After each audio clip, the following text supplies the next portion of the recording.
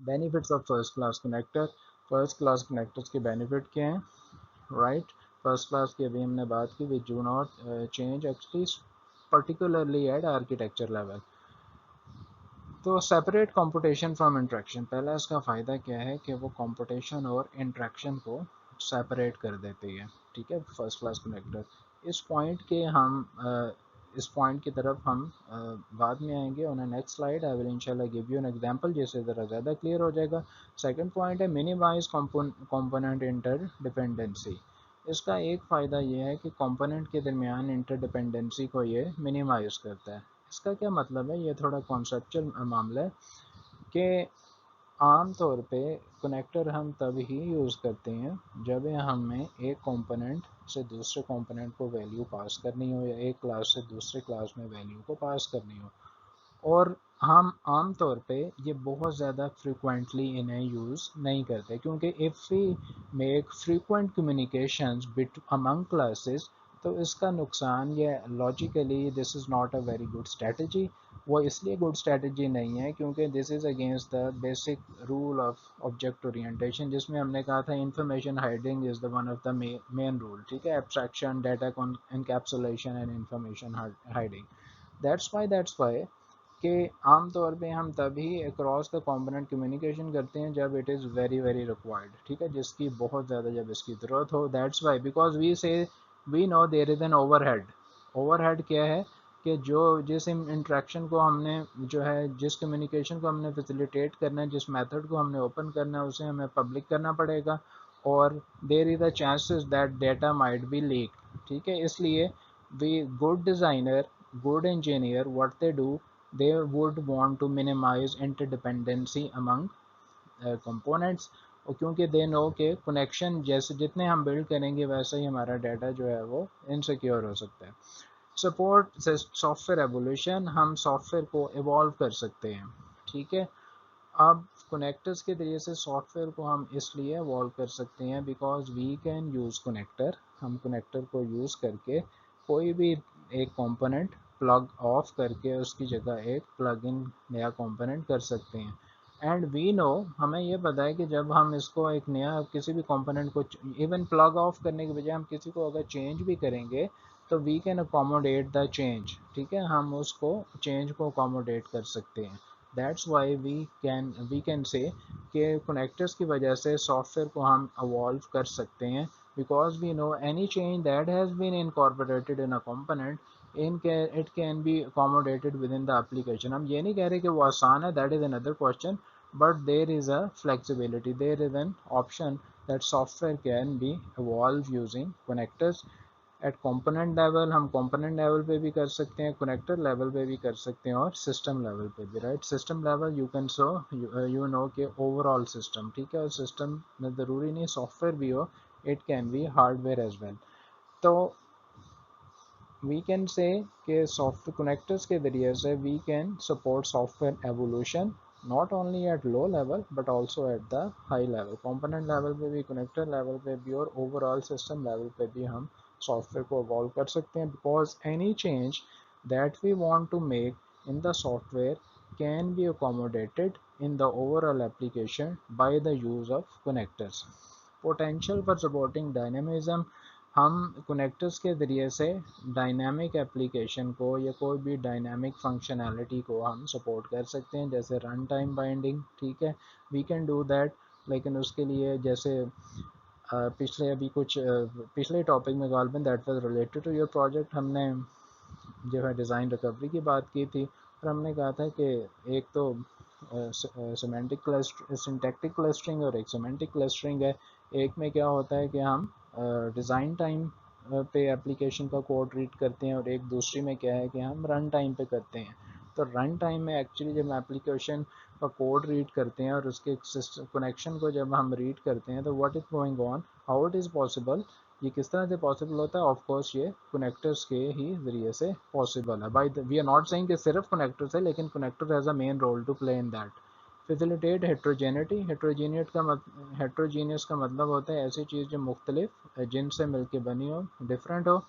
तो कनेक्टर्स का एक फ़ायदा ये भी है कि हम डिफरेंट किस्म के कंपोनेंट्स को जिनकी रिटर्न टाइप्स डिफरेंट हो, we can even connect them together. ठीक है, इसको हम अगले लेक्चर में इंशाल्लाह देखेंगे कि हाउ इट इज़ पॉसिबल और इसमें किस तरह कौन सा कनेक्टर हम चूज़ करते हैं. Becomes point of distribution. Connector जो है वो हमारे लिए पॉइंट ऑफ डिस्ट्रीब्यूशन का काम भी करते हैं. पॉइंट ऑफ डिस्ट्रीब्यूशन को समझने के लिए अगेन पिछले चैप्टर में publish subscribe architecture style we knew कि अगर एक सर्विस कंज्यूमर है, जैसे हम सी से डिनोट कर रहे हैं लेट से, वो उसने अपनी इंफॉर्मेशन को डिस्ट्रीब्यूट करनी है और वो सिर्फ एक यूज़र के लिए नहीं करेगा बल्कि मल्टीपल लोगों के लिए करेगा. ठीक है जी. तो ये वाली जो इंफॉर्मेशन इसकी डिस्ट्रीब्यूट हो रही है, how it is possible, this is possible through connectors. ठीक है, वो जो डिफरेंट को जो वो भेज रहा है. Add system analysis and testing.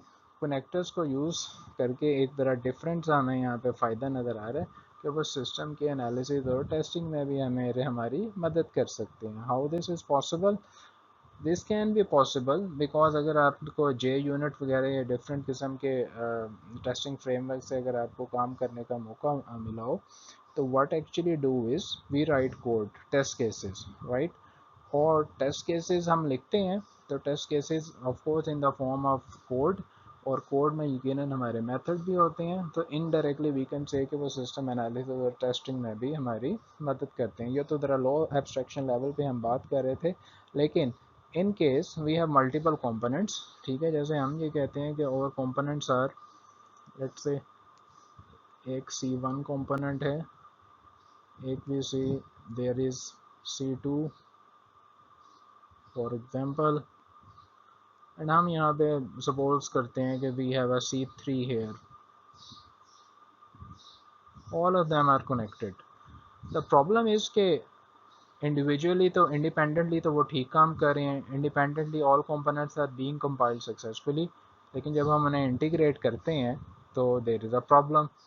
So using this, तो then we can understand actually bye looking at it this way, we can actually understand कि यहाँ पे प्रॉब्लम जो है वो किधर आ रहा है. अगर प्रॉब्लम जो है इंटीग्रेशन में आ रहा है, it means we should be able to understand that there is some integration problem.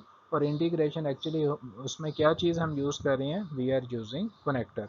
So in a way we can say, thus we can से तो कनेक्टर जो है वो सिस्टम एनालिसिस और टेस्टिंग में भी हमारी सपोर्ट या मदद करते हैं.